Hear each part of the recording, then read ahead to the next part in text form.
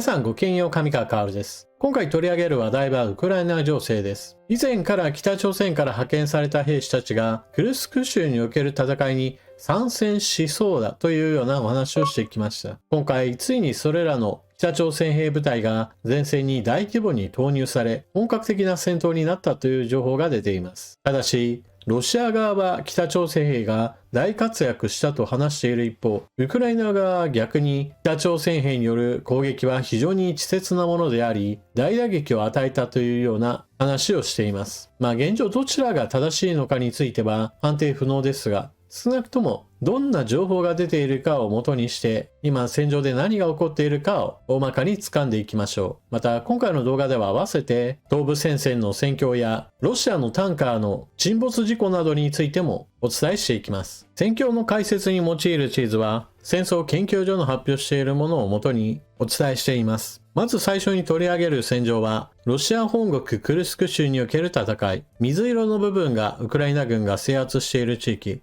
赤の部分が一度はウクライナ軍が占領し、その後ロシア軍の反撃によって取り戻した分です。現在この地域における戦いで北朝鮮軍が前線へと出てきたようです。全体の陣容としてはロシア軍4万、北朝鮮軍が1万から1万2000、これに対応するウクライナ軍が2万という構図となっています。赤色の部分が徐々に増えていることから迎撃戦闘それ自体はうまくいっていたとしてもじりじりと押されていることは間違いないでしょう。ただこの地はウクライナの本国ではありませんから、ウクライナ軍はある程度有利な場所を転々とする形で被害者の比率で言えばウクライナ軍の方が有利だと言われています。そして北朝鮮兵の前線における動きについてはウクライナ側から映像が公開されています。北朝鮮軍の兵士たちは戦場近くまではトラックに押し込められてやってきて、そこからの下車、そして戦場へと向かう様子が映っています。陣地攻撃に対する移動手段としては戦車や装甲車が全くいない徒歩での突撃だったそうです。またウクライナ軍の見たところによると、北朝鮮軍の兵士たちは装備は非常に簡素なもので、また全員が突撃兵かのように衛生兵の姿らしきものが見当たらなかったと証言が出ています。戦場での北朝鮮兵についてウクライナ兵の証言はこのように伝わってきています。昨日見た感じでは北朝鮮軍は負傷者に応急処置を施していないように思えました。私は次のような光景を目にしました。ドローンが3人の北朝鮮人に突っ込み、2人が倒れて起き上がらなかったもののまだ生きている様子でした。3人目は彼らを見て立ち上がり、他の2人が立ち上がるのを待ち、彼らと一緒に行軍を再開しました。同時に各兵士は近くで仲間を集め、動けなくなったものを担架に乗せて地面を引っ張り、登ってきたのと同じルートで帰っていきました。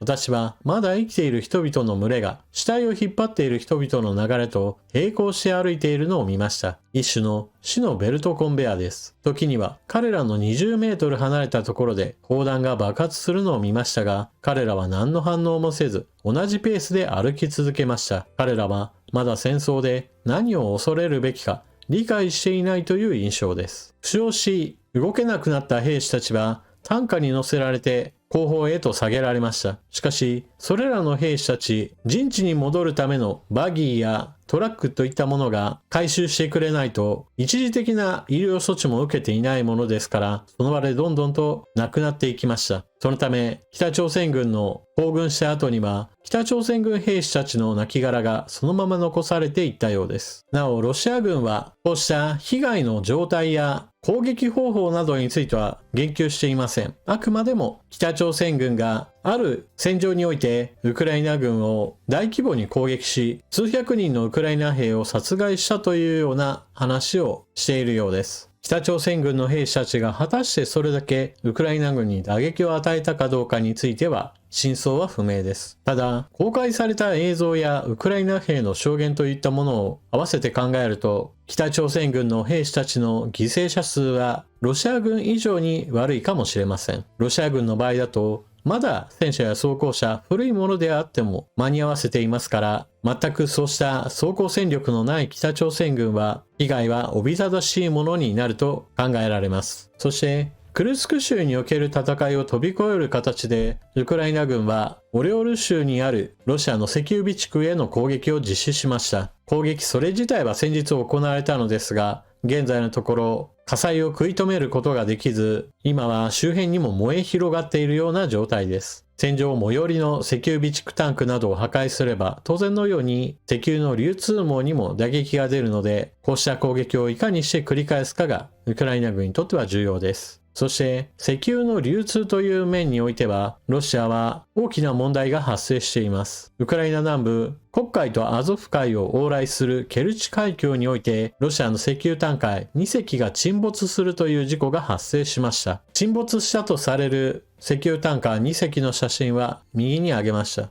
どちらもかなり老朽化していると言われていて、悪天候の中の航行には耐えられなかったのかもしれません。沈没を伝える記事がこちら。数千トンの重油を積んだロシアのタンカー2隻がケルチ海峡で沈没した。船員1名が死亡。石油を積んでいたタンカー2隻がケルチ海峡で沈没した。公開されたビデオから判断すると、そのうちの1隻は半分に割れ沈没しました。非常事態省によると、沈没の原因は悪天候。1隻は損傷して座礁し、2隻目のタンカーは漂流し始めました。1隻目の乗員は13名、4300トンの重油を乗せて海峡の岸から8キロの地点で沈没。2隻目の船には14人の船員と約4000トンの石油製品が積まれていました。沈没した船からは燃料油の一部が海に漏れています。インターファックス通信によると、沈没現場付近は強い嵐に見舞われ、乗組員は管理ミスで風雨に対処できなかった可能性があると報告しています。一方、グリーンピースはケルチ海峡で合わせて約8000トン以上の燃料油を輸送していたタンカーの沈没により、黒海で大規模な人災が発生する恐れがあると警告した。グリーンピースは2007年に別のタンカーが同じ場所で沈没したことを例に出し、当時1万6000トンの重油が海に流れ込んだという。当時の事故は数十キロメートルの海岸線が汚染され、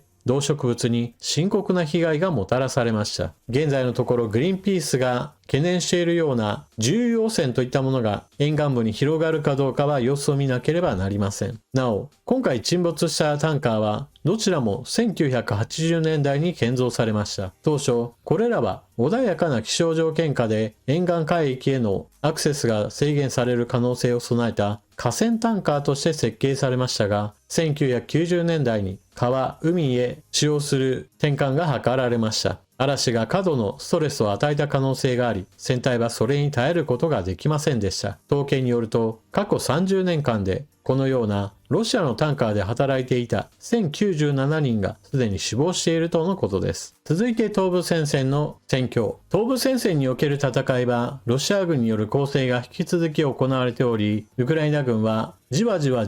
と後退を続けています。他の南部戦線やもしくはクルスク州における戦いよりも明らかに東部戦線におけるウクライナ軍は苦戦の度合いが深まっています。南部戦線ではほとんど戦線が動いていないのに対して東部戦線では着実にロシア軍が前進を果たしています。以前であればまだまだ戦場から離れていたポクロフシクはいよいよロシア軍の攻勢が始まってもおかしくないほどに前線は後退しています。こうなっている状況に関しては、ウクライナ軍は予備戦力不足といったものを訴えており、これに加えてロシア軍に押されることに伴う守備陣地の構築が間に合っておらず、これがまたさらに地に足をつけて守りきれないといったことを繰り返すようなことになっています。このため、ポクロウシクだけではなく、その後の展開においても政治上の問題が発生しそうな状態となっています。これまでロシア軍の占領している地域というのは東部南部合わせて4つの州でした。しかしポクロウシクを攻略、その後さらに西へと進めばこれまでの4つの州では収まらず5つ目の州が戦場域となります。ロシアのプーチン大統領はロシア軍が制圧した地域についてはこれらを全てロシア領に併合するとこれまで宣言していますから、5つ目の州が戦場になるとこの州についてもロシアに併合すべしというような意思を示す可能性があります。北朝鮮軍の本格的な戦闘参加といったものがあり、彼らの基本戦術はロシア軍と同じくもしくはロシア軍よりもさらに質の悪い歩兵突撃を行っているようです。ロシア兵の場合だと戦車や装甲車がないのであればバイクやバギーを使えばいいじゃないかといったような突撃を行うのですが、今回映像が公開されている部分だけで言えば北朝鮮軍はそうした突撃に用いる車両は一切用いていないようなのです。まあそれだけに多くの兵士が亡くなることは想像できるわけですが、もともと北朝鮮軍はそのような被害が出ることをあまり気にしていない軍隊として考えれば、被害がいくら出てもこれを報告せず、ただひたすら自分たちが倒したウクライナ兵の話だけをする可能性があります。そしてそれもまたロシア軍にとっては都合の良い話でしょう。彼らにしてみてもどれだけがやられたかについては問題視せず、どれだけの占領地を得たかだけが彼らの関心事です。こうした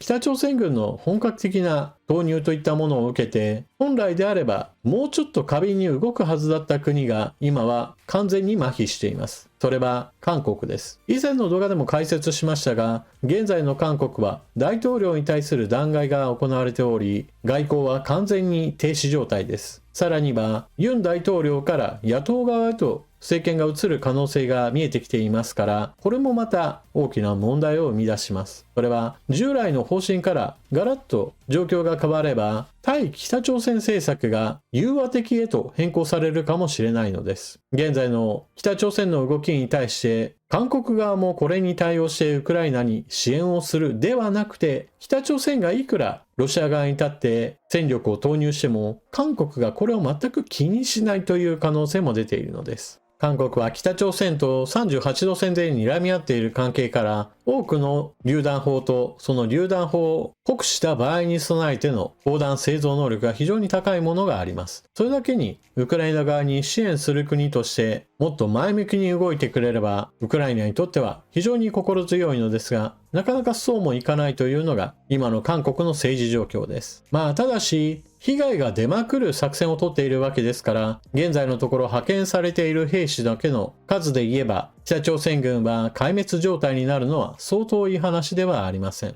国際的なニュースとしては、北朝鮮軍の本格的な投入といったものは大きなニュースではあるのですが、実際に注目すべきなのは東部戦線におけるロシア軍の攻勢がなおも激しく続いており、ウクライナ軍がこれをなかなか止めることができていない現状の方でしょう。ちなみにだからといってロシアが勢力を非常に伸ばしているかといえばそうではありません。現在のロシアはウクライナ侵略に力を集中し、ロシア国外における国際的な影響力は下がっています。ロシアとイランに支えられていたシリアのアサド政権は完全に崩壊消滅していますから、現在のロシアがいかに近視眼的にウクライナに注力しているかは明らかでしょう。それだけにウクライナが戦場でロシア軍を撃退することができれば、ロシアの野望を阻止することができるので、もうちょっと日本もウクライナに対する支援を見直してほしいものです。というわけで今回のウクライナ情勢についての解説はここまで。最後までご視聴いただきありがとうございました。チャンネル登録していない方はぜひともこの機会にチャンネル登録よろしくお願いします。そして情報の整理整頓に役立ったなと思われる方はぜひともこの機会に他の方にもお勧めしたり、動画への評価ボタンのクリックもよろしくお願いします。それでは次の動画でまたお目にかかりましょう。またね。